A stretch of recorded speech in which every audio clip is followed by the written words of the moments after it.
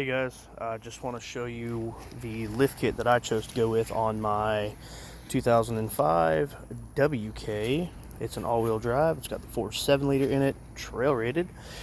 So instead of going with the top hat setup there, they were saying that it puts a lot of unnecessary stress and it really just screws with the angle of this top ball joint here.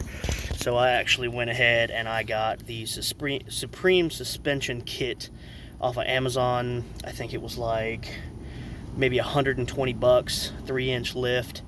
Fairly simple to install. Realistically, this is the first time I've ever done one, so I think in the future, well, let me tell you how I went and did it. So I actually started here, and I took these off. I got it all jacked up. I put a block under both sides, under the core support there, or under the main support beam. I took this nut out first, and then you don't actually have to take this off. I actually replaced the whole strut and everything. So I started by taking this nut out first, and I was going to separate them because that's what I was told to do.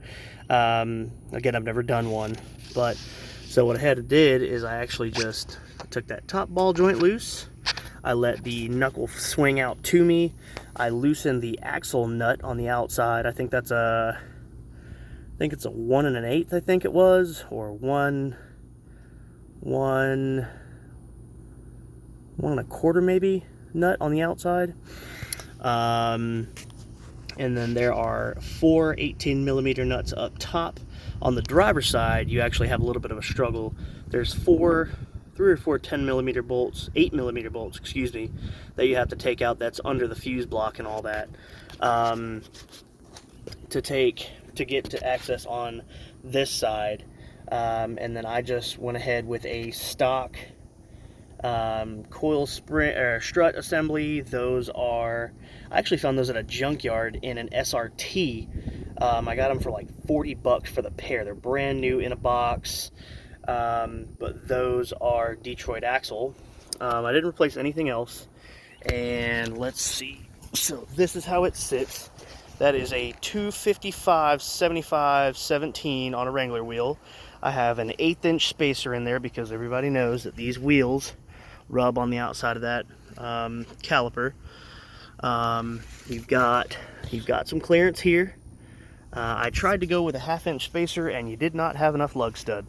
So that is pretty much all there is to it. I will tell you that if you go ahead and you take that nut off right there, that is going to be the best thing for you, because it pulls when the knuckle swings out to you, it pulls on that line a lot.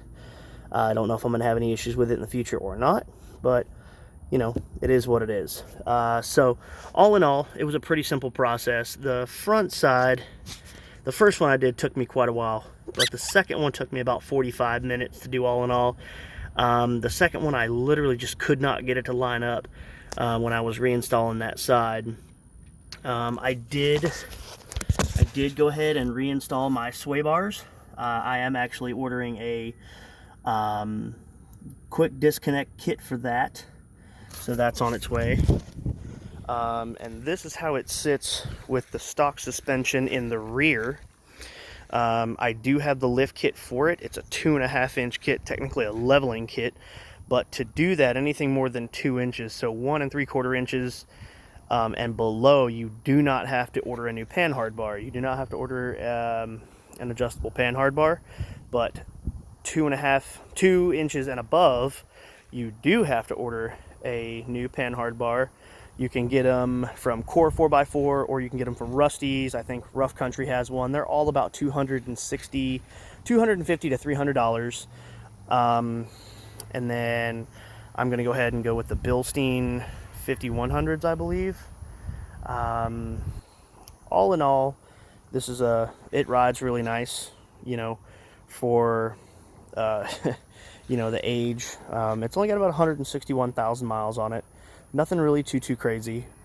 Like I said, it is all-wheel drive, very strong and 4-low. It's got the 4.7.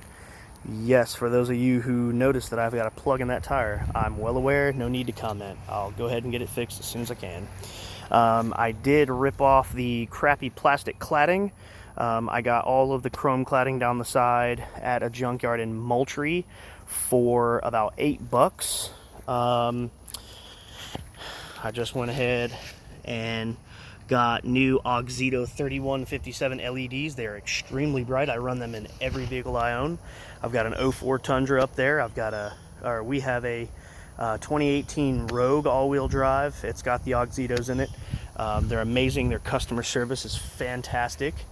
Anybody who knows anything about these Jeeps, you know that the rear passenger handles, they've got a light integrated into them, and they're really crappy. They break off all the time. So just go to a junkyard and get yourself a whole nother set. You can order Auxito LEDs for that as well. There's 2 lights here. There's 2 map lights up there. There's a light in each footwell, and then there's this little guy right here. So they actually have an LED kit, but Auxito does not make it, so I can't tell you the quality of that. And then this is how it sits again.